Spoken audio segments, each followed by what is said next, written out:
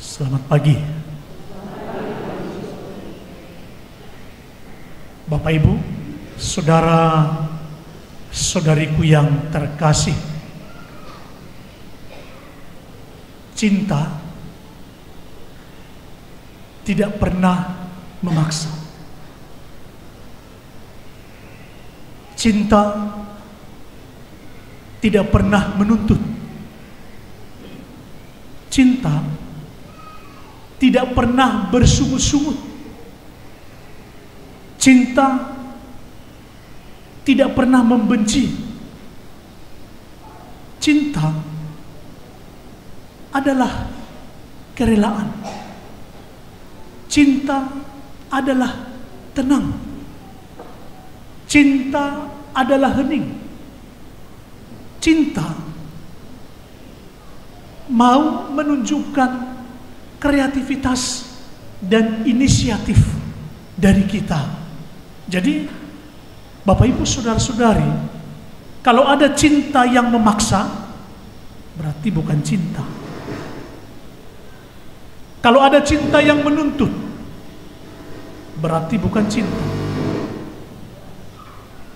Kalau ada cinta yang marah-marah, yang jengkel dan sebagainya, berarti bukan cinta. Cinta adalah ketenangan, keheningan, dan kreativitas untuk menyenangkan orang yang dicintai. Perjalanan mulia Yesus ke Yerusalem sebagai Raja Agung, sebagai Raja Mulia, sebagai Putra Daud, disambut dengan cinta yang luar biasa, yang antusias dari umat pada waktu itu, oleh orang-orang yang berada dalam perjalanan bersama Yesus.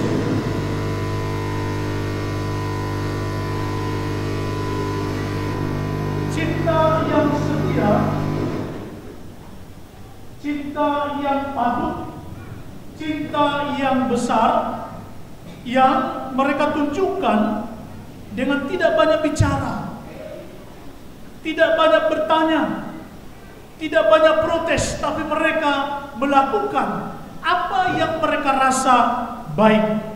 Dan itu yang terjadi, yang dialami oleh Yesus ketika berjumpa dengan orang-orang Yahudi dan juga orang-orang yang bersama dengan dia mengadakan perarakan.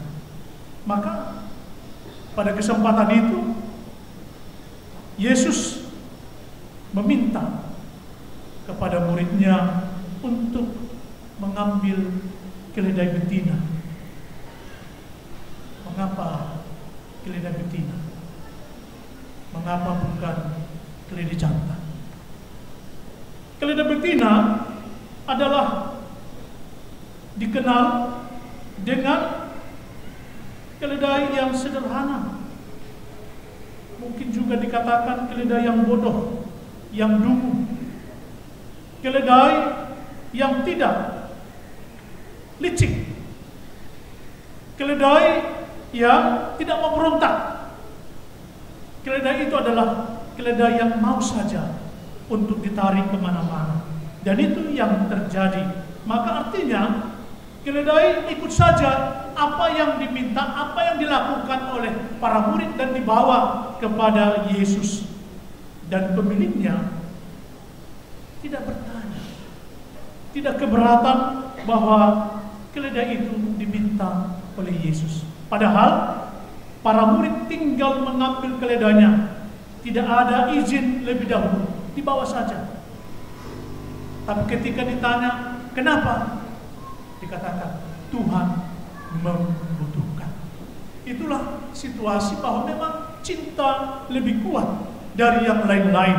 Apalagi yang berikutnya, ketika Yesus berarah ke Yerusalem dengan orang banyak, semua dengan spontan orang-orang banyak, memberi daun di jalannya, membuka pakaian-pakaian kain-kain untuk supaya Yesus melewati jalan itu. Mereka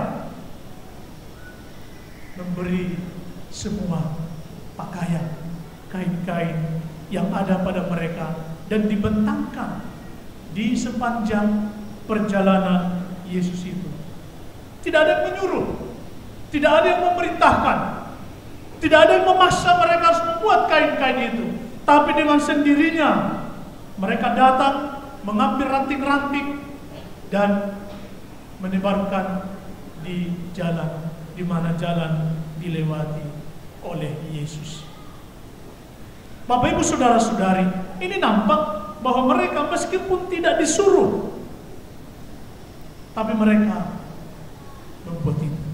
Meskipun mereka tidak disuruh berteriak, Hosana, Hosana, tapi mereka berteriak sekencang-kencangnya karena mereka menyambut sang raja. Sampai seluruh kota menjadi riuh. Seperti kita tadi berangkat dari SMP ke sini, ramai. Mungkin terganggu juga pemakai jalan. Tapi itulah bahwa semua kita diajak untuk meneriakkan Hosana, Hosana. Orang banyak dengan spontan memulai. Mereka berinisiatif hanya karena mendengar Tuhan datang, Yesus datang. Mereka langsung turun untuk menyambut, untuk berteriak dan mempersiapkan jalan-jalan supaya Yesus melewatinya dengan baik dan luar biasa.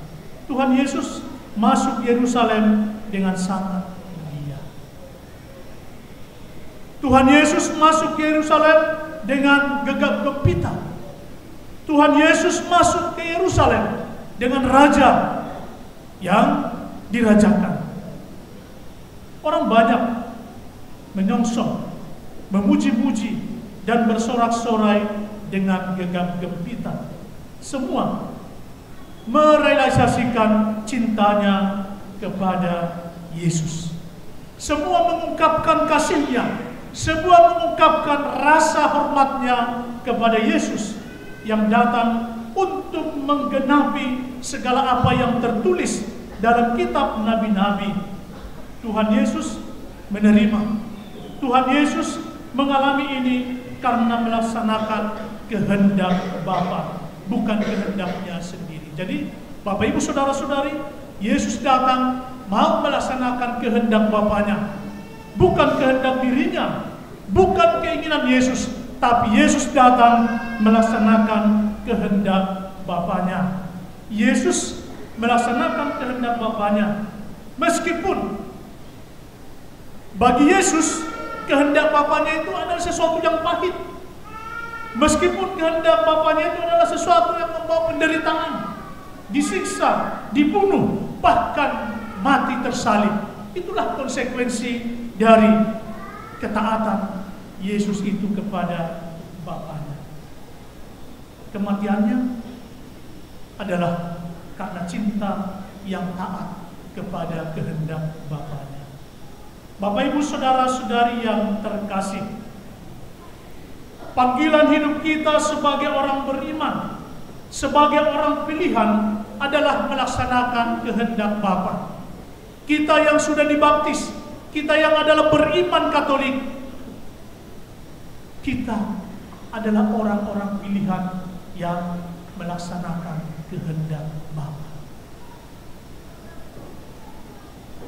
Jadi, Bapak Ibu Saudara-saudari, kalau kita sudah beriman kepada Tuhan, kita hendaknya melaksanakan kehendak Tuhan. Bukan kehendakku, bukan kehendak yang lain, tapi kehendak Tuhanlah yang mau kita jalankan. Karena apa? Karena panggilan dan pilihan untuk melaksanakan kehendak Bapa adalah tanggung jawab iman kita kepada Allah. Melaksanakan kehendak Allah dengan inisiatif dan kreatif. Maka Bapak Ibu Saudara-saudari, kalau kita pun mengikuti perayaan Palma ini adalah menjadi konsekuensi kita sebagai orang Katolik, sebagai orang beriman, mengikuti perayaan ini dengan hikmat dan agung. Itu juga menjadi tuntutan kita yang mencintai, yang beriman kepada Kristus. Hidup beriman kita adalah berbuat, berkarya bekerja, dan melakukan sekali lagi kehendak Bapa. Kalau kita tidak lagi melakukan kehendak Bapa, artinya kita menjauh dari cinta Tuhan dan tidak mencintai Kristus sendiri. Karena apa? Fokusnya adalah kita. Maka Bapak Ibu saudara-saudari yang terkasih, supaya kita bisa mengabdi dengan sungguh-sungguh, supaya kita bisa beriman sungguh-sungguh, supaya kita bisa berkarya dengan sungguh-sungguh, supaya kita bisa memberi diri secara sungguh-sungguh, maka mari kita menjadi hamba yang setia. Kita mengambil roh Tuhan itu sendiri dalam hidup kita. Artinya, karena cinta yang begitu luar biasa, yang begitu besar kepada Yesus, maka kita tidak banyak bicara, tidak banyak omong, tidak banyak bertanya, tidak banyak bersungguh-sungguh, tapi kita sebagai orang beriman, orang Katolik, mau melaksanakan kehendak Allah. Kehendak Allah lah yang mau kita laksanakan, baik dalam keluarga kita, dalam lingkungan kita, dalam kelompok basis kita, dan dalam pekerjaan kita. Sekali lagi, kehendak Allah harus dilihat, harus dicari. Apa yang dikehendaki Allah dalam keluarga saya, dalam hidup saya? Pasti kita bisa menemukan kalau kita sungguh-sungguh mencintai Tuhan. Bapak Ibu saudara-saudara, keluarga yang bahagia bukan tanpa perjuangan. Kebangkitan adalah karena ada kebahagiaan. Kebahagiaan ada karena ada penderitaan. Sukacita ada karena ada kebaikan. Maka Paus Fransiskus mengatakan, seorang yang tidak hidup dan tidak berkembang dan tidak mengambil roh dari salib itu, maka kita tidak disebut orang Kristen. Hanya orang-orang Kristen, hanya pengikut-pengikut Kristus yang mengalami salib dan kelak akan mengalami kebangkitan dan juga kehidupan yang baik. Maka jangan alergi dengan penderitaan karena Kristus. Jangan pernah menolak kesedihan karena Kristus. Karena apa? Karena dengan Kristus, karena dengan salib, kita akan mengalami kemenangan hidup seperti yang dialami oleh Kristus sendiri. Maka Bapak Ibu saudara-saudari, dalam perayaan Minggu Palma ini, mari kita membangun cinta yang berkobar-kobar, cinta yang luar biasa kepada Kristus. Dan kalau itu sudah ada, maka kita akan menjadi orang-orang yang selalu mengasihi Kristus dan mengasihi sesama kita. Dan pasti